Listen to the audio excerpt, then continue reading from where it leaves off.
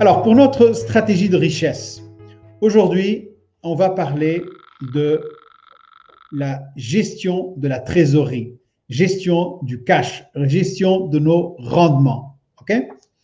Eh bien, il y a les désavantages, il y a des inconvénients de le faire, mais, ou plutôt de ne pas le faire, je veux dire. Il n'y a que des avantages de le faire, il y a des inconvénients de ne pas le faire. Alors, on va voir quels sont ces inconvénients.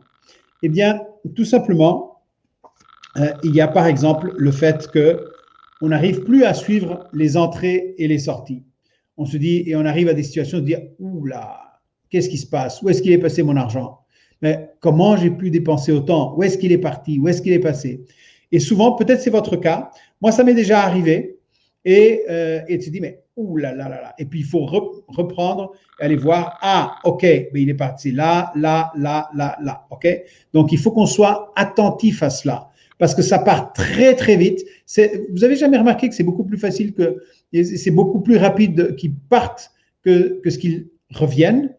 Vous avez noté ça, non? C'est ça. Donc, il faut qu'on soit attentif à ça.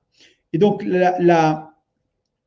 si on n'a pas un système comme ça, on ne maîtrise pas, on n'est pas en contrôle de nos entrées, des sorties et tout ça, ben, qu'est-ce que ça va amener à du stress, ça va amener à des problèmes, ça va mener à une qualité de vie inférieure. OK? Et donc, ça va nous mener également à une augmentation des mauvaises dettes. C'est quoi la mauvaise dette? Ben, je vous ai parlé déjà des mauvaises dettes et des bonnes dettes. La mauvaise dette, c'est la dette de consommation. C'est la dette on va s'endetter avec les cartes crédit. On n'a pas l'argent, on va payer avec la carte crédit. On veut partir en vacances, si on peut pas, ben on achète les vacances à crédit. On va au supermarché, on paye à crédit. On va dans les magasins, on paye à crédit. On paye tout à crédit. Vous voyez, tout ça, on achète une voiture, on paye à crédit. Voilà, ça c'est la mauvaise dette parce qu'on est en train d'acheter des biens de consommation qui vont disparaître ou perdre de la valeur. Au contraire de la bonne dette, qui est celle que l'on utilise pour financer des investissements qui vont ensuite rembourser cette même dette. Okay? Ce sont des choses très différentes, la bonne dette, la mauvaise dette. Très attention aux mauvaises dettes parce que ça peut rapidement nous mettre dans des situations compliquées. Okay? Et puis, quels sont les avantages d'avoir un système de gestion de trésorerie? Eh bien, tout simplement, c'est exactement l'opposé de ce qu'on vient de voir. Eh bien, on a un suivi des entrées et des sorties. On sait exactement où est-ce qu'on dépense notre argent. On sait où est allé et combien est allé. Okay? Donc, on maîtrise cela. On sait exactement ce qui se passe. Okay? Donc, cela va mener à plus de tranquillité, sérénité, meilleure qualité de vie. Et puis forcément, on va réduire les mauvaises dettes. On est en contrôle. Ça nous donne le contrôle. Okay? C'est important ça. On est en contrôle. Et donc, on peut mieux vivre, être plus épanoui, etc. Et ce n'est pas une question de combien d'argent on a, est-ce qu'on a beaucoup, est-ce qu'on n'a pas beaucoup. C'est tout simplement de chacun à son niveau, mais on est en contrôle ou on n'est pas en contrôle. On est dans une spirale où il y a l'argent qui part de tous les côtés et on ne sait pas ce qui se passe. Non, il faut qu'on soit en contrôle, qu'on maîtrise la situation. Okay? Important ça. Et qu'on réduise ces mauvaises dettes et qu'on puisse éventuellement s'endetter pour de la bonne dette, pour des investissements, pourvu que les investissements remboursent la dette. Okay? C'est les investissements qui vont payer la dette. Okay? Voilà. Aujourd'hui, j'ai parlé à quelqu'un, une dame, qui va venir la semaine prochaine nous faire je ferai une interview avec elle, qui fait ça. Elle achète de l'immobilier sans mettre de l'argent. Ben, donc, elle a des retours infinis. On verra comment ça se fait. C'est très intéressant. Okay? Et puis, on va voir, OK, mais très bien, mais comment est-ce que je fais ça? Eh bien, il faut avoir un système de gestion des revenus. Okay? Il faut avoir ce système-là. Et quel est le système? Eh bien, il y a beaucoup de systèmes. Peut-être que vous avez déjà un système qui marche et vous êtes parfaitement en contrôle et tout se passe bien et vous savez où part chaque centime de vos revenus. Mais beaucoup de personnes n'ont pas ce système. Donc, moi, ce que je vous propose, c'est un système qui fonctionne. Un système qui est en place, qui est testé, utilisé par des milliers de personnes ou des millions de personnes et qui a été développé par T. Harv Eker. Alors, Moi, j'en parle régulièrement, mais il y a d'autres personnes qui en parlent aussi. Et surtout, je l'applique. Ça, c'est important. Moi, je l'applique et je vous recommande de l'appliquer également. Alors, on a nos dépenses basiques et on va avoir 55% de nos revenus qui vont dans ces dépenses basiques. C'est quoi les dépenses basiques?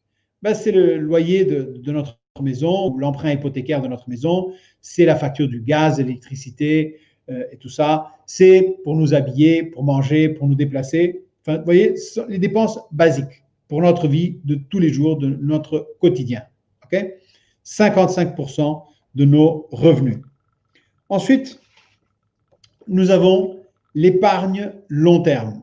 Ça, c'est important. C'est comme le nom l'indique, c'est une épargne long terme. On ne touche pas. On va pouvoir peut-être acheter de l'or, de l'argent, des crypto-monnaies, éventuellement un terrain ou quelque chose, mais c'est une épargne de long terme, on ne va pas toucher et ce n'est pas de l'argent qu'on va mettre en banque, parce que c'est l'argent qui est en banque, on commence à 1000 et au bout d'un an, on n'a plus 1000, on a moins parce que des fois, il y a des intérêts négatifs, des fois, il y a les frais bancaires, etc. Donc, il ne faut pas le laisser en cash ou un minimum de cash, mais le reste, il faut l'appliquer, il faut l'utiliser et il faut faire le mettre dans un endroit où vous pouvez avoir accès, mais qui n'est pas là pour votre quotidien. Okay? Ensuite, vous avez le fun. Le fun est très important. Il faut qu'on s'amuse. Il faut qu'on s'amuse. Donc, vous allez prendre 10% de vos revenus et vous allez l'utiliser pour faire un voyage, pour aller au restaurant, pour vous faire plaisir dans un 2 étoiles, un 3 étoiles Michelin, ou pour passer une journée au spa. Et des fois, tout simplement, c'est parce que vous voulez acheter quelque chose qui vous fait plaisir pour avoir à la maison. Des petites choses. Je ne sais pas, c'est pour vous faire plaisir cela. C'est le moment de waouh, ça, je me fais plaisir. Et vous avez besoin de ça, c'est vous fêtez vos succès, vous avez plein de succès dans votre vie au quotidien.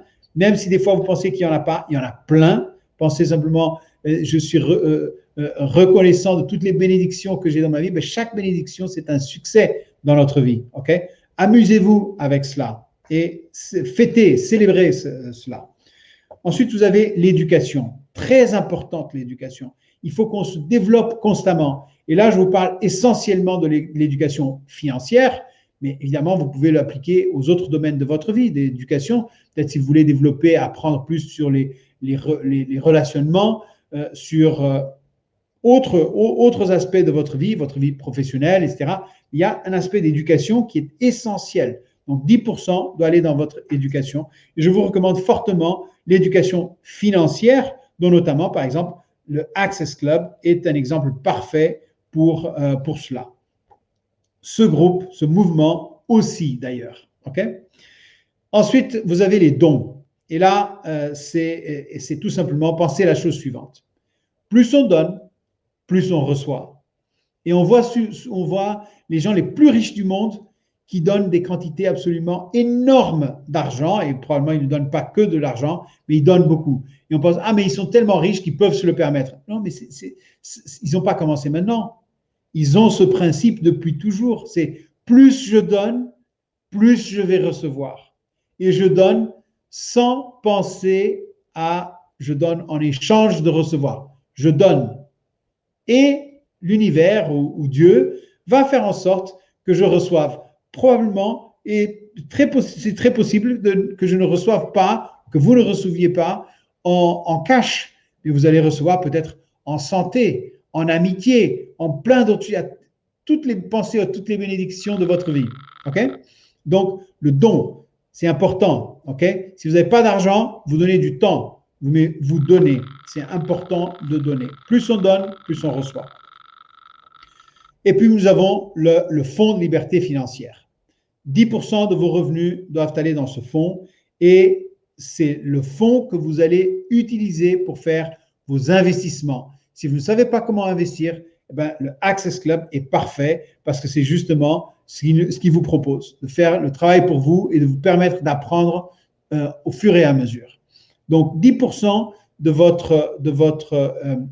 vos revenus vont dans ce fonds. Et c'est l'argent que vous allez avoir dans ce fonds que vous allez utiliser pour vos investissements. Parce que le reste, vous savez déjà, il est dans l'éducation, il est dans le fun, il est dans les dons, il est dans vos dépenses basiques, il va dans l'épargne. Il ne faut pas toucher parce que chaque fois, c'est bien canalisé. Donc, voyez comment vous maîtrisez, vous êtes en contrôle de votre argent, des revenus qui viennent vers vous. Vous savez exactement où va chaque euro ou livre ou dollar, peu importe. Okay? Vous savez ça. Donc, vous êtes là bien en contrôle. Okay? Par contre, dans le fonds de liberté financière, vous savez que ça, c'est pour investir. Ça, c'est pour faire des choses. Et puis là, vous allez le faire, vos investissements, et faites-les. Faites-les. OK? Important, ça.